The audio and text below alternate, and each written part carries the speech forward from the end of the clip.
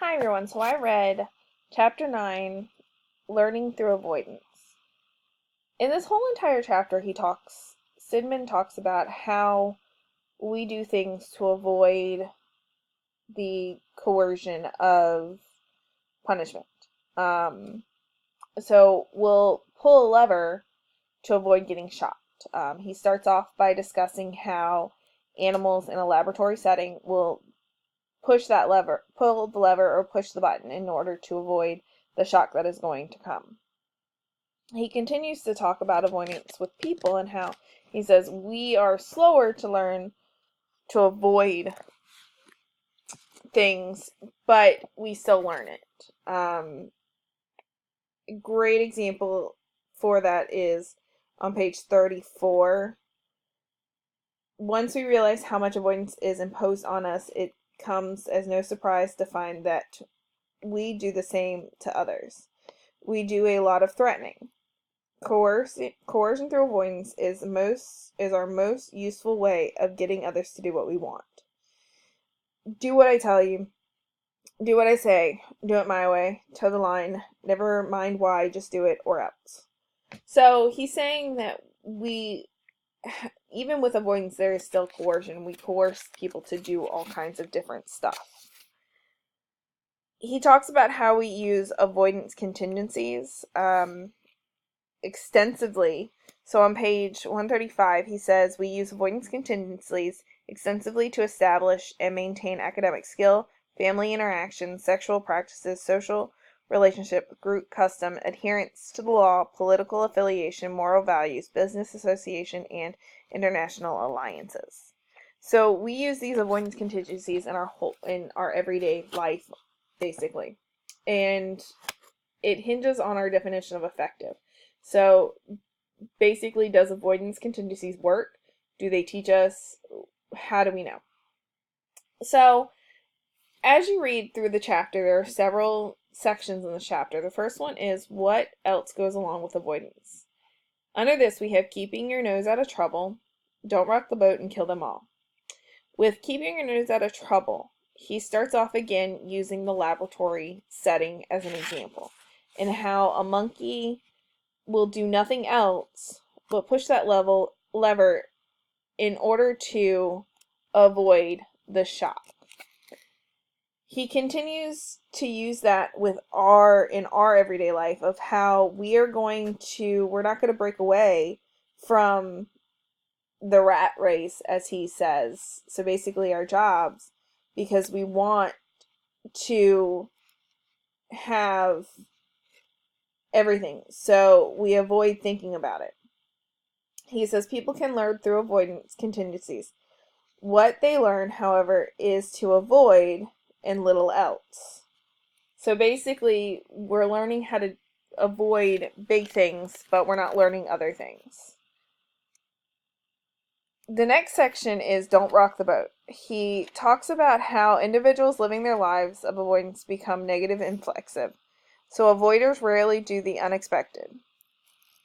So basically, we're going to keep doing everything because, again, why change it? If it works, why do it differently? They're going to toe the line. They're not going to break any rules. They're just going to keep going and going and going. The last section of this subsection is kill them all. So he basically talks about how poverty-stricken victims are going to see the image of wealth, comfort, and leisure, and they're going to do everything they can to try to get that.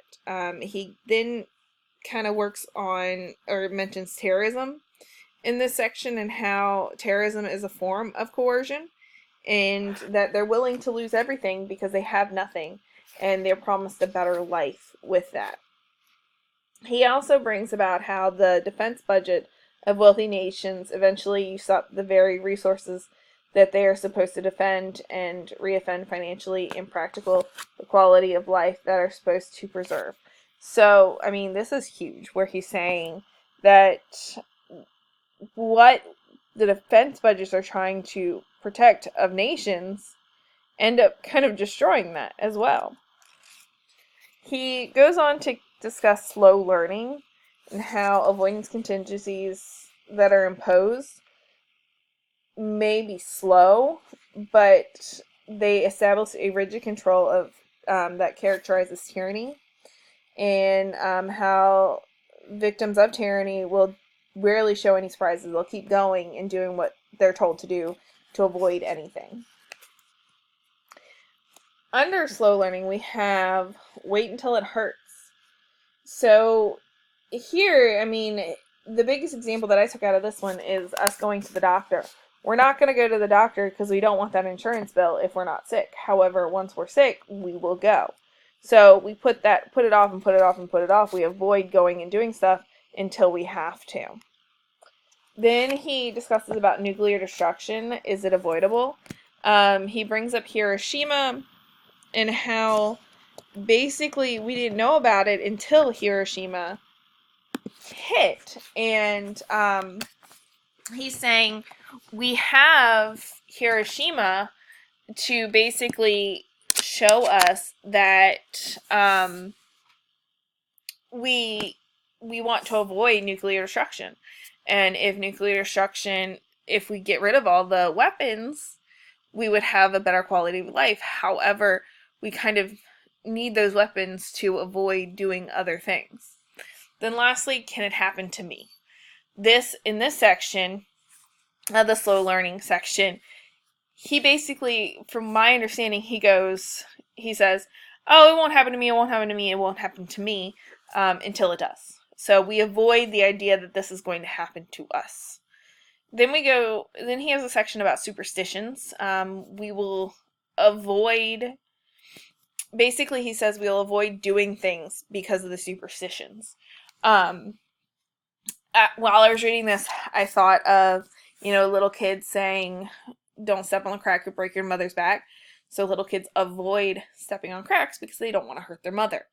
Or he talks about how the bride has the tradition of something old, something new, something borrowed, and something blue. In order to avoid a bad marriage, they believe that they have to put these things on. So he's saying,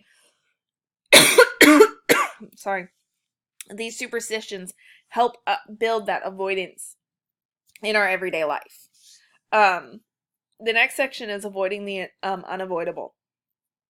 In this section, I thought was really strong because he talks about the Nazis and the concentration camps and how the people in the concentration camps will avoid going against anything because they don't want to end up doing the walk that they never come back from.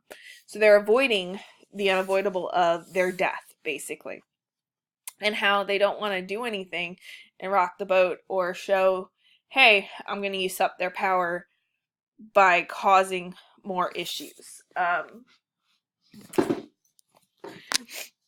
So, in this section, sorry guys, I had a cough and my computer's dying. In this section, he says that they learn because this is the unavoidable shock. He calls it the unavoidable shock because he gives the example of how in laboratories they set up infrequent shocks, and no matter how many times you press that lever, sometimes the animal are still going to get the shock, but they'll still press that lever to try to avoid that shock. So the prisoners will avoid the shock by maintaining control. They'll do everything they can until they go. So with the Nazis, at first what they did is they just pulled people to take that walk, and they did it over and over and over for however long they needed to develop that power. And after that, the jailers had established the avoidance that they wanted for them to avoid the unavoidable. So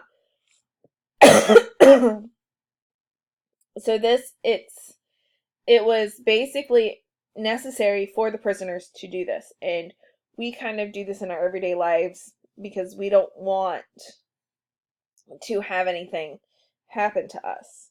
Obviously, it's not to this extreme, but it isn't one of the best situations. But that really hit home for me because that really helped me understand what Tidman was really talking about. And the last one is escape from avoidance, where he talks about how we try to escape it, but there's really, from my understanding, there's really no escape. I mean, he says we often read of escapes from schools for people with retardation, and we react with pity. But it's because it's often badly trained staff and the absence of public accountability. The residents of such schools learn to adapt to avoid contingencies that the keepers set up for their own convenience. So basically, the escape from avoidance is because they're developing bad contingencies for them where they don't know any better, kind of thing. He talks about how it's inhumane coercion forbidden by law, but nevertheless so prevalent within penal institutions that come to the de facto norm among law enforcement officers. Many of them do not themselves practice brutality, keep their jobs secure by looking the other way. So he gives all these great examples of how, even though we set up these avoidances, we also have things that we escape from the avoidance because we don't want to have bad things happen to us. I thought this chapter was really interesting. It was very deep, very hard at certain points to understand. But I hope you got the same thing that I got out of it, where it's saying that we are having the coercion because we're learning through avoidance. We're learning the avoidance helps us not do certain things. So we're taught with this avoidance principle.